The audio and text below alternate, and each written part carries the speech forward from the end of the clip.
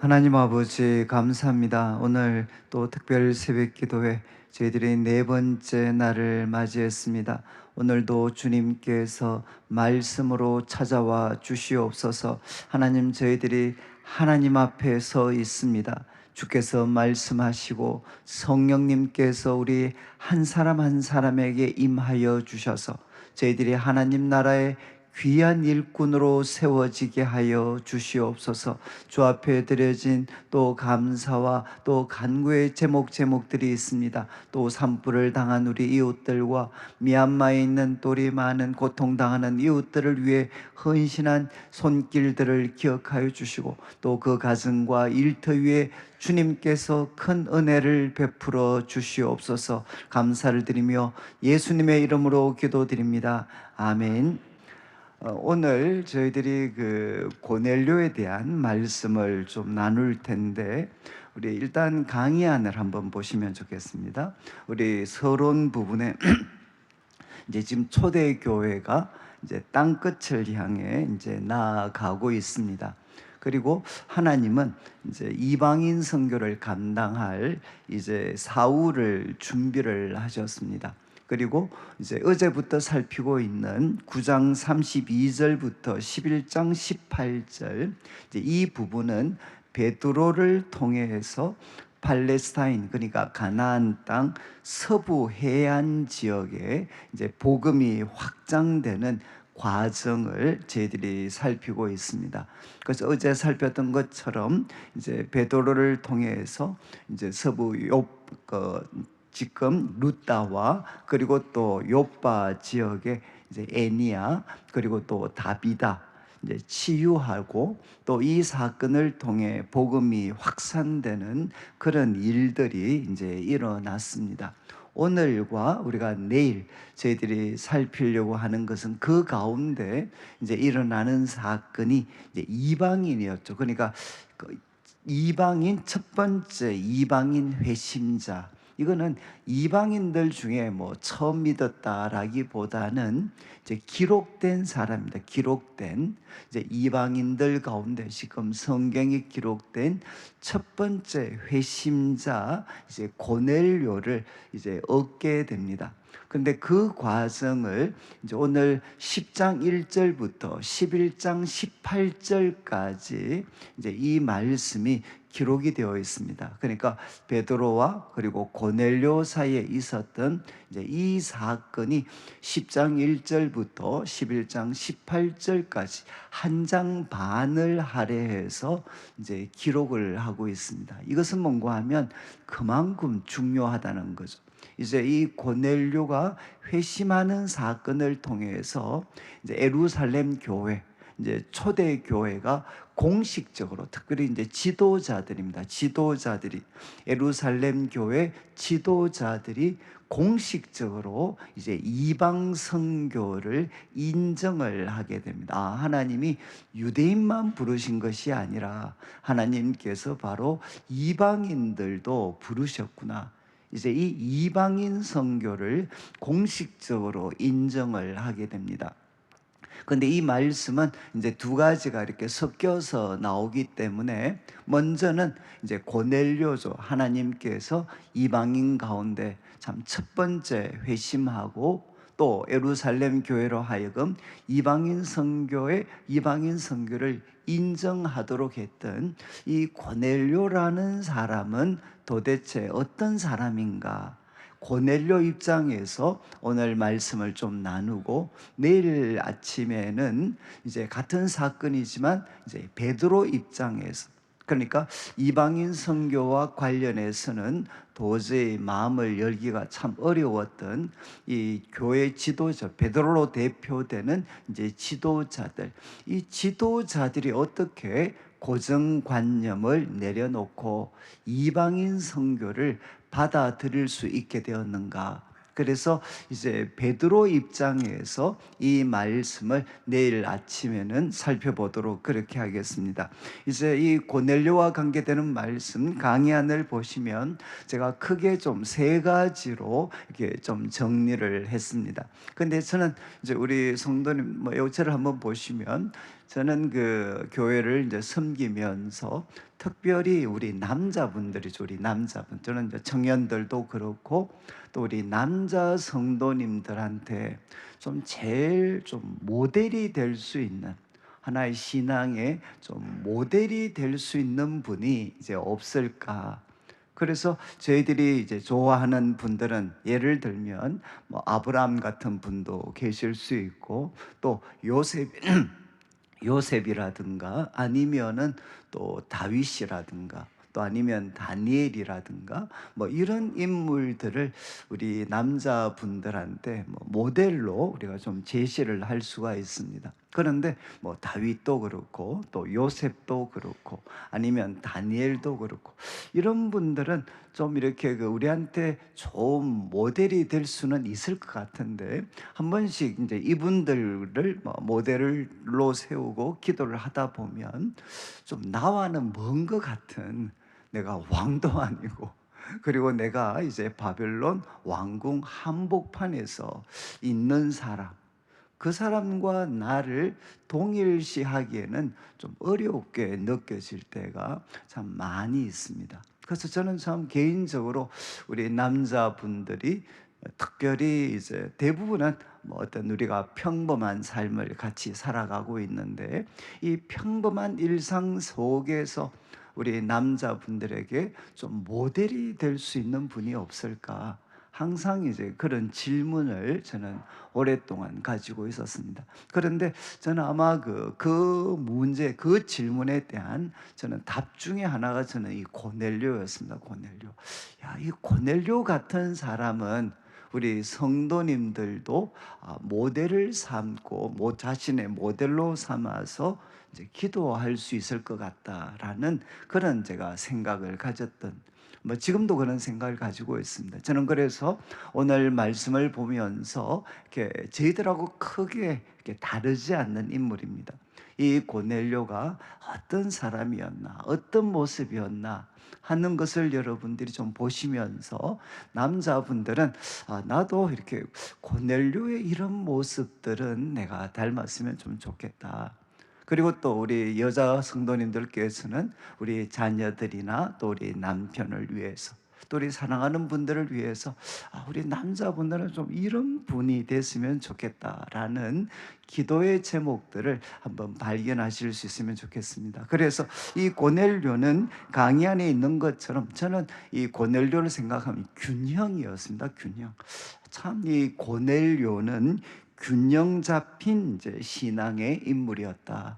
그래서 먼저는 부정적인 조건입니다. 이제 고넬료는 뭐 우리가 생각하는 것처럼 그는 이방인입니다. 이방인. 그는 이방인. 그래서 28절을 먼저 한번 보시면 나중에 그 베드로가 이제 그 고넬료를 만났을 때 이렇게 이야기합니다.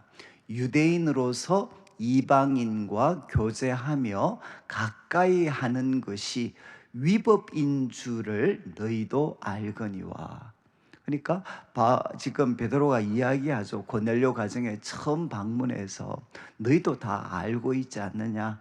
이방인, 우리 유대인들이 이방인과 교제하며 가까이 하는 그는 법을 어기는 거다. 이거 너희도 잘 알고 있다는 것. 그러니까 이 고넬료는 이방인이었습니다. 유대인들, 하나님을 아는 유대인들과는 가까이 할 수 없었던 그런 인물이었습니다. 그리고 또 하나, 이제 이 고넬료는 가이사랴에 주둔한 이달리아 군대의 이 백부장이었습니다.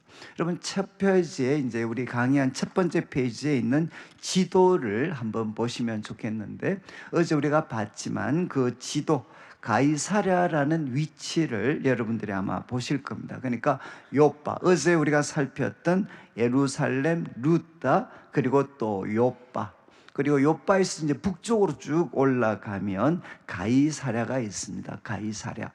이 가이사랴는 이제 어떤 곳인가 하면 강이 안에 있는 것처럼 요바에서 50km 정도가 떨어져 있고, 그리고 헤롯 대제입니다. 헤롯 대제. 예수님 출생하셨을 때 그때 참 왕이었던 이 헤롯 대제. 헤롯 대제가 로마 황제를 기념해서 10년간 건축했던 이제 아름다운 항구 도시였습니다. 그러니까 헤롯 대제가 이제 가이사랴, 그러니까 로마 황제를 이제 이름이죠. 로마 황제를 우리가 가이사랴라고 이야기하는데, 그 로마 황제를 기념해서 10년을 들여서 건축한 항구 도시입니다. 항구 도시. 그래서 이제 초대교회 당시는 이제 거기에는 로마 점령군의 본부였습니다. 로마 점령군의 본부였고, 그리고 거기에는 헤롯 왕, 그리고 로마 총독의 이제 관저가 있었습니다. 그래서 나중에 바울이 그 로마로 가기 전에 어디에 있었는가 하면 가이사랴에서 이제 계속 구금되어져 있었고, 그곳에서 여러 명의 총독들과 대화를 나누는 것이 사도행전 후반부에 이제 기록이 되어 있습니다. 그러니까 이 가이사랴에는 로마가 보낸 총독, 그리고 또 헤롯 왕, 그 왕의 관저들이 그곳에 있었고, 그러다 보니까 많은 이방인과 그리고 유대인들이 섞여서 살고 있었던 이제 도시가 바로 이 가이사랴라는 도시였습니다. 그러니까 이 가이사랴에 이제 로마가 보낸 그 소위 그 정예 군대가 거기에 머물러 있었습니다. 그래서 강의안을 다시 한번 보시면 이달리아 부대라 하는 이 군대, 이 표현은 뭔가 하면 뭐 주둔지나 식민지에서 차출한 병력이 아닙니다. 그러니까 지금 가이사랴, 이 지금 팔레스타인에 있는데 여기에서 끌어모은 로마의 군대가 아니고, 이제 로마로부터 온 정예 병력이 이 이달리아 부대였습니다. 이달리아 부대. 그러니까 지금 이제 이 고넬료는 유대인이 아니었고, 그는 로마에서 온 그런 그 하나의 군인이었습니다. 자, 이런 어떤 조건을 가지고 있었는데 2절을 한번 보시면, 2절 이제 고넬료는 어떤 사람이었는가? 2절에 보시면 그가 경건하여 온 집안과 더불어 하나님을 경외했다. 첫 번째 모습으로 소개하고 있습니다. 그가 경건했는데, 경건해서 자기만 경건한 게 아니고 온 집안과 더불어 하나님을 경외했다. 저도 우리 성도님들이 기도 제목 중에 하나가 그런 분들이 참 많습니다.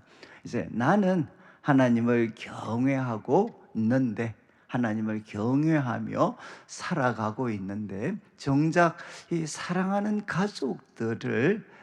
가족들과 같이 이렇게 하기 어려운 그런 분들이 참 많습니다. 그러니까 여러분들 너무 잘 아시지만 이 가족들은 우리들의 뜻대로 잘 되지 않습니다. 그래서 이 가족들과 함께 하나님을 경외한다는 것은 이 단순한 표현이지만 여기에는 정말 많은 것들이 담겨져 있습니다. 가족들이 볼 때 참 저분을 그 어떤 참 고넬료가 가족들에게도 존경도 받아야 되고 신뢰도 받아야 되고, 그래서 그 결과가 그가 믿는 하나님을 같이 섬기는 것으로 나타나죠. 지금 이제 고넬료의 첫 번째 모습은 뭔가 하면 그가 경건해서 하나님을 섬기는데 자기 혼자만 한 것이 아니고 온 집안과 더불어 하나님을 경외했다. 저는 이것이 우리 성도님들의 첫 번째 기도의 제목이 되면 참 좋을 것 같습니다. 하나님, 제가 경외하되 우리 사랑하는 가족들에게 신뢰와 사랑을 얻고, 그래서 그것이 제가 이런 책들을 한번 읽고, 어떤 목사님이 이제 그 목사님께서 설교를 하고 또 그때 이제 가끔은 콜링을 할 때가 있습니다. 콜링. 그러니까 이제 예수님을 믿을 사람들 앞으로 나와라. 이제 미국 교회 그런 이야기였는데 한 목사님이 이렇게 콜링을 예수님을 믿을 사람 오늘 결심하고 예수님을 내 삶의 구세주와 주인으로 모실 사람이 나와라. 이렇게 했을 때 그때 이제 누가 뚜벅뚜벅 걸어 나왔느냐? 목사님의 딸이 뚜벅뚜벅 걸어 나왔어요. 이제 사춘기에 있었던 그런 딸이, 그래서 그 딸이 글을 쓴 겁니다. 그 딸이 뭐라고 이야기했는가 하면 지금 앞에서 이제 목사님인 우리 아빠가 지금 이제 예수님을 소개를 하고 초대를 하고 있다. 예수님을 자신의 삶의 구원자로 모실 것을 지금 초대하고 있다는 것. 그래서 그때 뭐라고 이야기했는? 나는 아빠를 신뢰한다는 거예요. 나는 아빠를 지금까지 같이 살면서 신뢰하고 또 사랑하는데 그 내가 신뢰하는 아빠가 또 다른 하나님, 또 다른 아버지, 또 다른 분을 소개하고 있다는 거예요. 그러면서 뭐라고 이야기했느냐? 나는 아빠를 신뢰하고 사랑하기 때문에 바로 그가 소개하는 구원자, 또 다른 아버지를 내가 믿기로 결심을 했다는 거예요. 그러면서 자기가 그 회심자를 초대할 때 바로 부르심을 이제 거기에 반응한 사람 중에 하나로 바로 거기에 나왔다는 것. 저는 참 이 표현을 이렇게 오랫동안 기억을 하고 있습니다. 우리 사랑하는 사람들이, 특별히 우리 가족들이 우리가 하나님에 대해서 그들을 향해 그들에게 이야기할 때 그분들의 마음에 이 여자분이 했던 것처럼 나는 아빠를 사랑하고 신뢰를 하는데 그 아빠가 나에게 믿어야 될 분으로 또 다른 분을 소개하고 있다. 나는 아빠를 믿기 때문에 그가 소개하고 믿는 하나님을 나도 같이 믿겠다. 이렇게 참 될 수만 있다 그러면 저는 뭐 다른 거 뭐 세상에서 그렇게 거창한 일 하지 않아도 우리 인생은 뭐 저는 충분히 살 의미가 있다고 생각을 합니다. 그러니까 고넬료는 어떤 사람이었나? 경건해서 온 가족들과 함께 하나님을 경외했던 인물입니다. 그 다음 구절을 한번 보시면 2절 후반부 두 번째는 뭔가 하면 백성을 많이 구제를 했습니다. 그러니까 이제 물질을 가지고 백성을 이렇게 많이 구제했습니다. 많이. 그리고 세 번째 모습은 무엇이었느냐? 하나님께 항상 기도를 했다. 하나님께 항상 기도를 했다. 여러분, 백성을 많이 구제했다는 게 인상적인 게 우리는 뭐 잘 알고 있죠. 우리는 일제 식민지 36년에 쓰라린 고통을 당했던 나라니까, 민족이니까. 여러분, 바로 그 어떤 소위 일본 군대, 정복한 나라에 그 군대로 온 사람들이 얼마나 백성들을 착취합니까? 그런데 이 고넬료는 어떻게 했는가? 자기들이 지금 지배하고 있는 이 식민지 백성들, 이 식민지 백성들을 많이 구제했다는 겁니다. 많이. 그리고 이제 세 번째는 하나님께 항상 기도했다는 것은 하나님께 열려 있었다는 거죠. 항상이라는 것은 모든 상황 속에서 그는 하나님께 기도를 했습니다. 하나님께 기도를. 그러니까 하나님께 이렇게 열려 있는 사람, 항상 규칙적. 여러분 아시겠지만 뭐 이렇게 좀 이런 표현이 좀 죄송스럽긴 하지만 문제가 터져서 금식하고 이렇게 하는 것보다 문제 안 터졌을 때 평소에 10분이라도 규칙적으로 기도하는 것이 훨씬 더 파워가 있습니다. 그렇지 않겠습니까? 요즘도 우리 의학을 생각을 한다면 이제는 예방의학을 제일 강조하잖아요. 여러분 아무리 뭐 이렇게 탁월한 의사분이 계셔서 우리가 그건 병이 들었을 때 고치는 것, 그것도 중요하지만 더 좋은 길은 무엇이냐? 예방하는 거죠. 예방하는 것. 저는 규칙적인 기도가 왜 필요하냐라고 질문하면 저는 이렇게 설명을 합니다. 여러분 문제가 터져서 기도하는 것보다, 이 말은 큰 병 걸려서 훌륭한 의사에게 치료받는 것, 그것도 중요하지만 더 좋은 길은 무엇이겠습니까? 안 걸리는 게 중요하잖아요. 안 걸리는 게. 마찬가지로 여러분, 그 일은 대부분 어떻게 일어날 수 있나? 우리가 하나님과 습관적으로, 여러분, 습관적으로 우리가 규칙적으로 기도하면 그 기도 시간에 하나님께서 미리 피할 수 있는, 미리 대처할 수 있는 수많은 것들을 그 기도하는 가운데 하나님께서 다 준비를 시켜주십니다. 그래서 고넬료는 어떤 사람이었나? 하나님께 항상 기도를 했다는 거죠. 그리고 22절을 한번 좀 보겠는데, 나중에 그 이제 하인들과 또 그의 그 이제 한 그 부관을 하나 보냅니다. 이제 나중에 그 가서 이제 그가 보냈던 3명의 사람들이 이제 베드로한테 고넬료를 소개하는 장면인데, 이렇게 소개를 합니다. 백부장, 자기들을 보낸 백부장 고넬료는 의인이고 하나님을 경외하는 사람이고 유대 온 족속이 칭찬하는 사람입니다. 이렇게 자기 주인을 소개를 합니다. 저는 참 이 표현을 읽을 때 한 번씩 그렇게 생각을 했어요. 많이 좀 죄송하지만 우리 부교육자분들이 밖에 나가서 저를 소개할 때 뭐라고 소개할까? 남들은 이제 의인이요 하나님을 경외하고 칭찬받는다고 생각을 하는데, 만약 이분들은 가서 이렇게 이야기하면, 우리 참 나를 보낸 분은 누군가 하면, 사람들은 의인이고 하나님을 경외하는 사람이고 온 족속이 칭찬하는 그런 분인 줄 모르겠는데, 그런 분인 것 같은데, 그러나 내가 옆에서 보니까 다 뻥입니다, 뻥. 여러분, 저는 참 이런 분들, 이런 이야기 정말 많이 들었거든요. 여러분, 이렇게 우리가 교회 속에서는 천사라고 이야기하는, 그렇게 평가받는 분들이 막상 삶의 현장에서 같이 있는 밑에 있는 분들로부터는, 여러분, 이제 저는 직장 신방도 옛날에 많이 갔거든요. 직장도. 그리고 꼭 우리 교회가 아니라 다른 곳에도 가보면, 그래서 참 제가 거기에 초대를 받아서 갈 때는, 뭐 예배 같은 거 부탁을 받아서 갈 때는 다 사람들이 이 고넬료 같은 이야기, 저분 의인이고 하나님을 경외하는 사람이고 유대 온 족속이 칭찬하는 분이다 라고 저도 소개를 받아서 갔는데, 예배 드리는데 같이 있는 분들 안색이 별로 안 좋아요. 그리고 나중에 이제 소개 들으면 뭐 그런 이야기 하죠.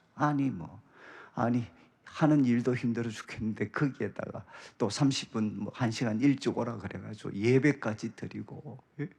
그러면서 아주 그분에 대해서 부정적인 분들이 정말 많으셨어요. 그래서 저는 참 이게 너무 힘이 들었습니다. 어떻게 하면 우리가 참 사람들이, 밖에 있는 사람들이 알고 있는 나와 가장 가까운 데 있는 사람들이 알고 있는 나가 같을 수가 있을까? 여러분, 그게 우리 숙제이지 않습니까? 지금 고넬료는 어떤 인물이었나? 정말 경건해서 가족들과 함께 하나님을 섬겼고, 항상 기도했고, 백성들을 구제했고, 나아가서 같이 있는 사람들, 하인들로부터도 그는 인정과 존경을 받았던 사람이 바로 고넬료였다는 겁니다. 그리고 이제 3절부터 8절까지 내용은 두 번째, 규칙적인 기도 시간에 하나님의 사자를 만난 고넬료. 그래서 2절, 3절을 보시면 이제 구시 기도 시간이 플러스 6을 하면 됩니다. 플러스 6을 하면 오후 3시쯤 되겠죠. 이제 한 9시쯤 되어 이제 항상 그 환상 중에 그가 좀 밝히 봅니다. 제가 좀 죄송한 말씀은, 제가 요즘 이 눈이 조금 안 좋아져 가지고 저쪽에 있는 화면 글이 제가 잘 안 보여요. 잘 안 보여 가지고 제가 이 글을 읽을 때 혹시 좀 실수를 하더라도 뭐 양해를 해 주시면 좋겠습니다. 제가 받는 그 본문만 보면 뭐 이 성경을 보면 되는데, 다른 참고 구절을 볼 때는 어쩔 수 없이 저쪽 영상을 봐야 되는데 제가 잘 보이지 않는 경우가 많아 가지고 뭐 여러분들이 조금 양해를 해 주시고 알아서 읽어 주시면 좋겠습니다. 그래서 지금 이제 여기에 이제 기도 시간에 하나님의 사자가 이제 방문을 하는 거죠. 방문을 해서 사절을 보시면 참 뭐라고 이야기하느냐, 고넬료 보고 뭐라고 이야기합니까? 너의 기도와 구제가 하나님 앞에 상달되었다. 이 상달은 뭔가 하면 위상자, 도달할 달자, 그래서 위로 올라간 겁니다. 지금 너의 기도와 구제가 하나님께 올라갔다는 거죠. 여러분, 이거는 구약의 제사 제도 때 사용하는 모습입니다. 여러분, 구약 때 제사를 드리면 어떻게 됩니까? 연기가 하늘을 향해, 하나님을 향해 올라갔잖아요. 구약의 제사, 그 제물의 연기가 하나님을 향해 올라갔던 것처럼 너의 기도와 구제가 하나님께 올라갔다는 것. 하나님께 올라갔고 또 뭐라고 이야기했죠? 기억하신 바가 되었다. 여러분, 기억하신 바가 되었다. 너의 기도와 구제가 하나님께 올라가서 하나님의 기억하신 바가 되었다. 이렇게 이제 이야기를 합니다.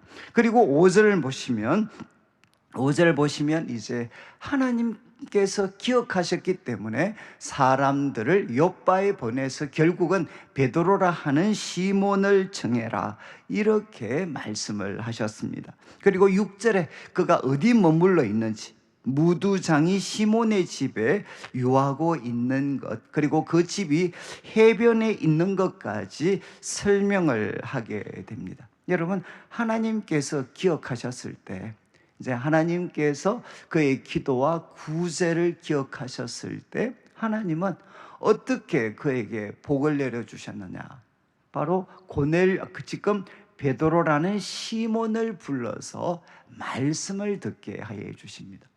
여러분, 하나님께서 바로 그 기도와 구제를 기억하셨을 때 지금 이 하나의 그 고넬료에게 새로운 축복의 사건을 이제 명령을 하시고, 그 축복의 사건은 결국 이 시몬 베드로를 초청하는 것으로 이제 연결이 됩니다.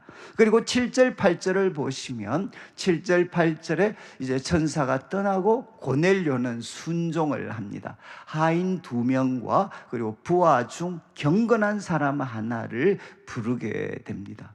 자, 이제 이 말씀을 보시면 고넬료는 어떤 사람이었나?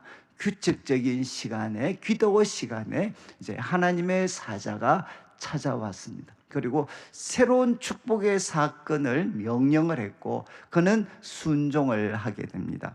그리고 이제 세 번째 부분, 이제 다음 중간에는 조금 내일 살피고 이제 베드로가 그 집에 오게 됩니다. 베드로가 고넬료 가정에 이제 종들과 함께 오게 되었을 때 그가 보여주었던 반응, 23절을 한번 보시면 23절에 이제 그들과 함께 가게 됩니다. 24절을 보시면 좋겠습니다. 24절에 이튿날 가이사랴에 들어가니까, 고넬료 잘 보시죠. 고넬료가 그의 친척과 가까운 친구들을 모아 기다리더니, 참 인상적이지 않나요? 고넬료 가정에 하나님께서 이제 베드로를 부르라고 이야기했는데 가보니까 고넬료가 혼자만 있는 게 아니고 친척과 가까운 친구들을 다 모아가지고 지금 기다리고 있는 거죠. 여러분, 이거 고넬료의 어떤 마음이 느껴집니까? 하나님께서 지금 이 베드로라는 인물을 통해 놀라운 은혜를 부어주실 텐데, 그 자리에 자기 가족만, 자기와 자기 가족들만 있는 게 아니고 그 자리에 친척들 그리고 가까운 친구들까지 다 모아가지고 그 은혜와 복을 함께 누리고 싶어하는, 이런 같이 은혜를 받고 싶어하는 이 고넬료의 모습을 우리는 볼 수가 있습니다. 저도 가끔 이제 정말 요즘 그런 경우가 드물지만 진짜 신방 한번 갔는데 사돈의 팔촌까지, 좀 과장이지만 이렇게 모아놓고 기다리시는, 가끔 저도 가서 이렇게 깜짝 놀라는 적이 있습니다. 그러니까 그 말은 뭐죠? 이렇게 같이 은혜를 받고 저는 그 안희숙 여사, 이제는 고인이 된 지가 오래되셨지만 우리 그 누구죠? 주기철 목사님과 함께 이제 일제 그는 감옥에 갇히기도 하셨던 죽으면 죽으리라. 그래서 이 안희숙 여사 그 이야기 중에 저는 참 잊을 수 없는 게, 그분 책에 이런 말이 있습니다. 참 이렇게 귀한 목사님들 오셔서 집회를 하면, 여러분 그 미국에 계시는 동안 자기 아들들을 꼭 데리고 가서 말씀을 들었다. 아무리 좀 멀리 떨어져도 꼭 가서 말씀을 들었다. 근데 그때 안희숙 역사 이런 말을 합니다. 자기는 상상할 수 없는 게 있대. 그게 뭔가 하면, 하나님께서 말씀을 통해 우리에게 찾아오시고 놀라운 은혜와 복을 부어주실 때, 약간 이기적으로 들리실 수 있지만 그 자리에 내 아이들이 없다는 거예요. 내 아이들이 없는 것은 자기는 상상할 수가 없다는 거예요. 이 어머니의 마음을 아시겠어요? 하나님께서 참 귀한 목사님들 통해서 놀라운 은혜를 베풀어 주실 때 그 자리에 내 아이들이 없다는 것은 상상할 수가 없고 끔찍하다는 거예요. 그래서 자기는 매 순간마다 그런 일이 일어나지는 않겠지만 정말 자기 아이들이 말씀이 선포되고 말씀을 통해 찾아오시는 하나님, 그 은혜의 자리에 항상 있을 수 있도록 하는, 그래서 이제 참 이 고넬료의 마음이 그런 마음이지 않겠습니까? 여러분, 사람의 인생은 우리가 열심히 공부하고 노력하는 것도 중요합니다. 그렇지만 결정적인 삶의 소위 전환점, 터닝 포인트는 대부분 언제 일어나나, 바로 주의 말씀이 임할 때 우리 인생의 질이 완전히 달라져 버립니다. 내가 꿈꾸고 내가 노력했던 삶과는 전혀 다른, 정말 하나님이 나를 붙잡으시는, 그리고 하나님과 함께 살아가는 새로운 인생을 우리는 살아가는데, 그 순간들은 다 언제냐? 주의 말씀을 들을 때죠. 말씀을 들을 때. 그러니까 이 고넬료는 어떻게 했느냐? 바로 말씀을 듣는 자리에 친구들과 친척들을 다 불러서 초대를 합니다. 그리고 25절을 한번 보시면, 25절 베드로가 들어갈 때 여러분, 고넬료가 맞아 발 앞에 엎드려 절을 합니다. 여러분, 고넬료가 맞아 발 앞에 엎드려 절을 하게 되고, 그리고 그 다음 구절을 한번 보시면 26절 이렇게 할 때 베드로가 일으키죠. 나도 사람이다. 나도 사람이다. 이렇게 이야기를 하게 됩니다. 그리고 이제 앞에서 왜 나를 불렀는가, 이런 이야기들을 할 때 자초지종을 이야기하고 30절부터는 이제 고넬료가 이야기합니다. 왜 베드로를 부르게 되었는가, 앞에서 있었던 이야기들을 쭉 설명을 해서 하나님이 당신을 초대하라고 그렇게 말씀하셨습니다. 그리고 33절 이제 마지막을 보시죠. 33절 마지막을 보시면 무엇이라고 표현을 했습니까? 당신 오신 거 정말 잘했습니다. 하나님께서 명령하신 거 당신도 같이 참 이렇게 그 말씀대로 오셔서 잘하셨습니다. 그 다음 이런 표현을 합니다. 우리는 주께서 당신에게 명하신 모든 것을 듣고자 다 하나님 앞에 있습니다. 저는 정말 이 표현이죠, 이 표현. 지금 우리는 베드로, 한번 생각해 보시죠. 고넬료는 로마 군대 백부장이었어요. 그런데 베드로는 누굽니까? 그들이 정복한 식민지 백성 중에 하나였잖아요. 그 식민지 백성 중에 하나였던 그 베드로한테 여러분, 무릎을 지금 어떻게 하느냐? 정말 그에게 엎드려서 절을 하는 거죠. 엎드려서 그에게 발 앞에 엎드려서 절을 합니다. 절. 어떻게 이런, 그래서 참, 그리고 이야기합니다. 우리는 하나님 앞에 있습니다. 하나님께서 당신에게 명하신 모든 것을 듣기 위해 하나님 앞에 있습니다. 저는 좀 죄송한 말씀인데, 이 교회 생활을 좀 오래 하시다 보면 생길 수 있는 부작용이 결국 뭔가 하면, 우리 그 뭐 교역자들이나 우리 목사님들이나 이런 분들과 관련되는 이제 부정적인 것을 너무 많이 아시게 돼요. 그렇지 않겠습니까? 뭐 사람들이 다 부족한데 그러다 보니까 자꾸 어떤 일이 생기나 말씀을 전하는 분에 대해서 우리가 가볍게 생각하는 일들이 참 많아집니다. 그래서 저도 뭐 저희 교회는 그런 분들은 거의 없지만 그래도 한 번씩 성도들 이렇게 그 집에 한 번씩 가면 가끔 한 번씩 이럴 때가 있어요. 아니 왜 불렀나 이 사람들이 이렇게 대할 거면 왜 불렀나 왜? 아니 우리가 뭐 꽂아 놓은 보리짝도 아니고 밥 못 먹어서 밥 한 끼 얻어 먹어야 될 그런 사람도 아닌데 가보면 뭐가 느껴지나 이 리스펙트가 전혀 없어요. 정말 이렇게 이거는 뭐 어떤 목사가 아니라 지금 이야기했잖아요. 바로 하나님의 말씀, 그들에게 전해줄 하나님의 말씀을 듣기 위해 우리는 하나님 앞에 있습니다. 여러분 지금 이거는 사람이 아니잖아요. 그러니까 하나님이 주신 말씀을 듣기 위해서 사람을 불렀으면 여러분 바로 그것 때문에 우리가 참 리스펙트하는 것들이 참 필요하죠. 저는 이제 저는 목회자들이 소위 부족하고 또 얼마나 그동안 소위 나쁜 짓 많이 했나 저도 잘 알고 있습니다. 그렇기 때문에 저는 뭐 목사를 잘 섬겨라 그런 말은 하고 싶지 않아요. 그러나 여러분 그분들이 바로 말씀을 전하는 사람으로 세웠을 때 바로 그 말씀을 가진 하나님이 말씀을 그분을 통해서 주시는 분일 때는 여러분 그분에 대한 정말 리스펙트가 중요합니다. 정말 존중이 필요한 거죠. 존중. 뭐 우리가 발 앞에 엎드려서 저라고 이럴 필요는 없겠지만 그리고 뭐라고 했습니까? 우리는 하나님 앞에 서 있습니다 라고 이야기를 합니다. 그리고 이제 베드로가 설교를 하였고 설교한 이후에 어떤 일이 일어났습니까?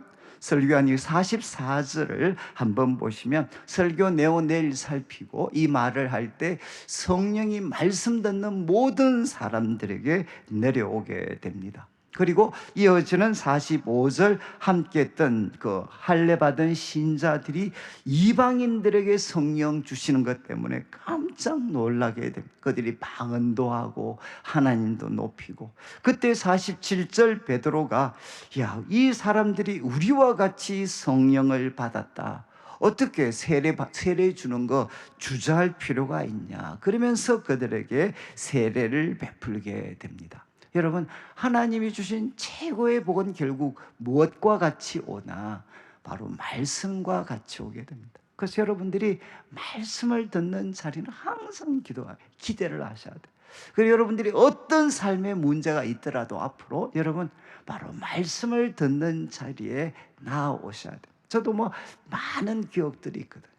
이제는 도저히 해결이 안 될 것 같은 그런데 와서 주의 말씀을 듣다 보면 바로 이런 길이 있었구나. 내 문제를 내 관점이 아니라 하나님의 관점으로 보게 될 때 내 관점에서는 해결책이 없지만 하나님은 해결책을 갖고 계시죠. 여러분 지금 바로 이 베드로가 지금 고넬료가 말씀을 통해서 하나님이 최고의 복을 주시고 그리고 무엇이 성령님께서 바로 이제 확인시켜 주죠. 그게 성령님이 임하셔가지고 지금 이방인을 받아들이는 것 이게 바로 하나님이 기뻐하신다는 것을 성령님을 통해서 바로 확인을 시켜 주셨습니다. 저는 말씀을 마무리하면서 우리 성도님들이 고넬료처럼 참 이런 균형 잡힌 여러분 온 가족과 더불어 하나님을 경외하고 섬기는 사람 그리고 두 번째 백성들 우리가 잘 섬기는 그리고 세 번째는 하나님께 항상 기도하는 그리고 사람들의 인정뿐만 아니라 하나님께 인정을 받는 우리 성도들의 삶이 되고 그리고 그때 정말 말씀을 통해 우리에게 찾아오시는 그 주님의 음성을 들을 때마다 바로 고넬료처럼 순종하고 그리고 말씀의 사역자들을 바로 여러분들이 정말 귀하게 생각하고 그분들을 존중하셔야 돼요. 존중.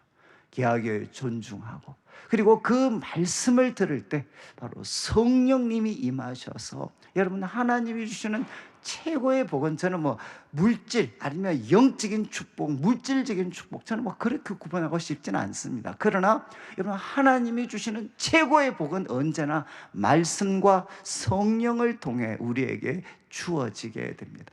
저는 요번 우리 금요 요번 저희들이 이 특별 새벽기도를 통해 참 이 고넬료 가정에 일어났던 성령의 역사, 말씀의 역사, 성령의 역사가 우리 성도들의 삶에 나타나고, 무엇보다 우리 교회가 참 이 특별 새벽기도를 드리는 동안 이 시간이 고넬료 가정에 일어났던 말씀의 역사, 성령의 역사가 나타나는 귀한 시간 되시기를 주님의 이름으로 축원합니다. 우리 한 10분 정도 시간이 있는데 우리 말씀 기억하면서 같이 한번 기도드리겠습니다.